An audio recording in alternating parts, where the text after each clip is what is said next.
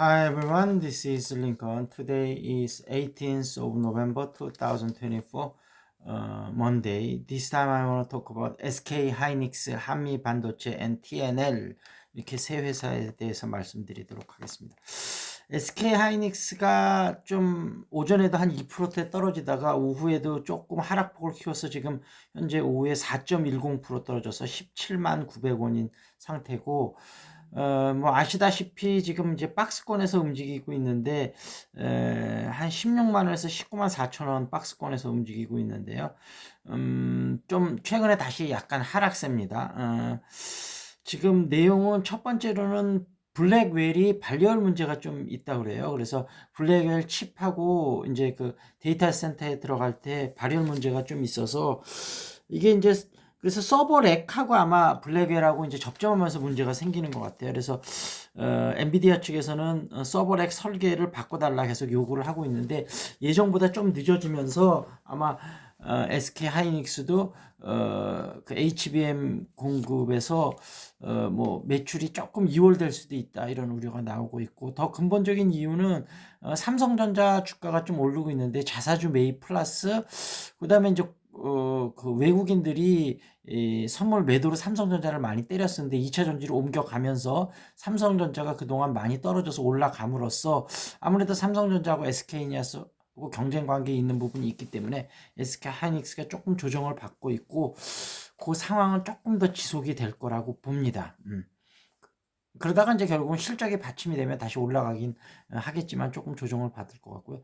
한미 반도체도 마찬가지 모습입니다. 오전에는 조금 올라가면서 바닥을 슬슬 확인하는 게 아닌가. 근데 오후 들어서 다시 1.84% 떨어지면서 8200원. 아직 바닥은 확인하지 않은 것 같습니다. 조금 약간 주가가 더 조정을 받을 수 있겠다, 이런 생각이 들고 있고, 일단 400억 정도 자사주 매입하겠다는 걸 밝혔고요. TC 본더가 이제 삼성하고 이제 그 SK 하이닉스하고 좀 차이점이 있는데, 삼성전자는 TC NCF 방식, 그래서 이걸 열 압착을 한 다음에 비전도성 접착 필름을 통한 TC NCF 방식이고, 그 다음에 이제 그 SK는 MR MUF인데, 이제 MR이 이게 Advanced Mass Reflow라고 그러고요. 그 다음에 그 MUF는 몰디드 언더필 방식이라고 그러는데, 이게 지금 이제 서로 다른 방식을 하고 있는데 지금까지는 SK 하이닉스 방식이 더 좀 좋았습니다. 그래서 한미 반도체 TC 본더를 통해서 하고 있고, 삼성전자는 지금 그 일본의 도레이하고 신카와 제품을 쓰고 있는데 발열 문제를 아직 못 잡고 있거든요. 그래서 TC 본더는 그 발열 문제를 잘 잡아서 지금 마이크론도 그걸 통해서 퀄 테스트를 통과를 했죠. 근데 어찌됐든 SK 하이닉스는 이제 한미 반도체를 주력으로 하고, 그 다음에 그 ASMPT라는 회사, 싱가포르 회사하고요. 그 다음에 하나 정밀기계도 아마 좀 끌어들이려고 그러는 것 같습니다. 그렇게 해서 이제 삼각으로 좀 공급을 받으려고 그러는 것 같고, 다만 기술적으로는 지금 그 SK 하이닉스하고 한미 반도체가 쓰는 방식이 지금 일단 16단까지는 이 방식이 충분히 될 것 같다 그래요. 근데 20단부터는 하이브리드 본딩 방식으로 간다 그러니까 그거는 또 그때 가서 그렇게 하면 될 것 같다, 이렇게 말씀드리도록 하겠습니다. 그리고 이제 세 번째로 TNL이 이제 그 제약바이오 회사인데요.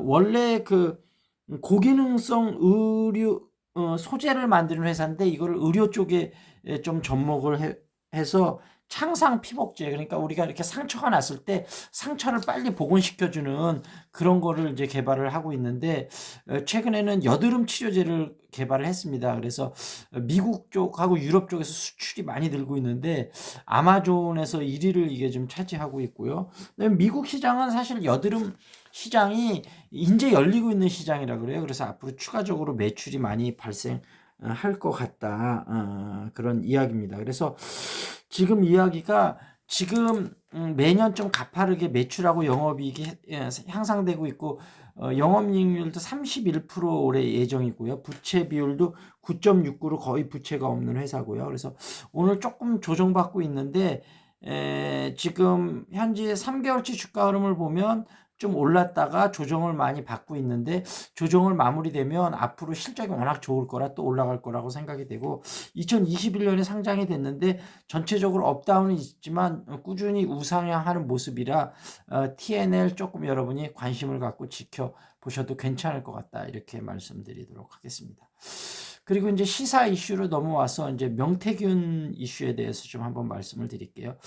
이게 이제 정치자금법으로만 걸어서 좀 아쉬움이 남는데 검찰이 앞으로 그 국정 개입이나 공천 개입이나 국정농단까지 수사를 확대할지 그런 부분을 좀 지켜봐야지 될 것 같고 지금 일단 이준석이나 김종인도 조사를 하겠다고 하는데 좀 어떻게 될지 좀 지켜봐야 될 것 같습니다. 그래서 명태균 씨가 좀 아쉬운 부분은 차라리 본인이 알고 있는 것을 다 하고 공익제보자로 넘어갔으면 좋은데 아마 본인이 만들어낸 정권에 대한 아쉬움, 그 다음에 아직까지 힘을 갖고 있다는 그런 부분, 그러니까 아직까지 본인의 사익을 좀 버리지 못하고 그게 본인한테 더 이로운 거라고 생각하는 것 같은데 죽으려면 살 것이요 살려면 죽을 것이다 이것을 좀 기억하면 좋은데 조금 아쉽게 됐습니다.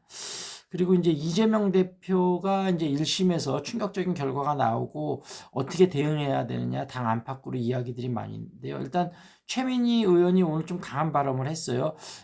이 대표가 흔들리는 탐을 다 준동할 수 있으면 죽여버리겠다. 이게 물론 정치적으로 죽여버리겠다는 얘기겠지만 어찌됐든 이 발언이 나오면서 좀 너무 심한 발언 아니냐 이런 사람도 있고 좀 통쾌했다 이런 발언 도 있는데 어찌됐든 사법부에서 보수 쪽에서도 좀 너무 심했다. 이게 벌금형 정도까지는 이해하겠지만 이게 과연 그 실형을 징역 1년 집행유예 2년 이 정도를 선고할 사항인가 여기에 대해서는 좀 만들이 많습니다. 그래서 이게 편향적 재판 결과다 이런 얘기들이 많이 나오고 있어서 앞으로 민주당이 검찰을 어떻게 압박하고 사법부의 어떤 식으로 개혁을 이뤄나갈 수 있을지 좀 잘 지켜봐야 될 것 같고요. 트럼프 대통령하고 윤석열 대통령이 이제 뭐 트럼프 하고 잘 지내기 위해서 골프 연습을 했다. 이것 때문에 뭐 말들이 많은데 그 정도 해갖고는 뭐 될 것 같지도 않고요. 그다음에 이번에 좀 나가서 의전 때문에 여러 가지 좀 이슈들이 있는 것 같습니다. 그리고 일론 머스크가 지금 이제 우리나라로 치면 상공부 장관 같은 그런 굉장히 중요한 역할을 하는 그 혁신위원회 위원장을 맡을 것으로 예상이 되는데 앞으로 전기차라든지 스페이스X 자율주행 이런 쪽에 관련해서 여러 가지 좀 혁신적인 역할을 할 것 같고 공무원 쪽에서도 좀 효율이 떨어지는 건 가차없이 좀 잘라내는 그런 역할들을 좀 하지 않을까 싶습니다. 그리고 그 김어준 그 스피커죠. 이제 김어준 지금은 이제 유튜브를 하니까 유튜버라고 말씀드리도록 하겠습니다. 이 민주당 쪽에서는 굉장히 큰 스피커고 사실은 김어준 씨가 너무 좀 민주당의 어떤 여론을 좌지우지한다 그래서 최근에 들어선 좀 비판을 좀 많이 얻었습니다. 조금 중립적인 역할이 좀 흔들리고 그런 부분이 좀 있는 것 같은데 아무래도 조국이나 문재인 쪽에 많이 붙어 있어서 좀 이재명을 지지하는 사람들한테는 조금 뭐라 그럴까요? 여러 가지 이야기들을 듣고 있는 것 같은데 여태까지 큰 역할을 했으니까 좀 중립적인 태도를 잘 지키면서 어떤 스탠스를 잘 유지했으면 좋겠다 이렇게 말씀드리도록 하겠습니다. 이 정도에서 마무리 짓고요. 궁금한 종목 있으면 유튜브에 댓글 달아주시고 탁구, 재테크, 영어회화 관심 있으신 분 용인수지 쪽이니까 연락 주시기 바라겠습니다. That's it. This is Lincoln. See you next time.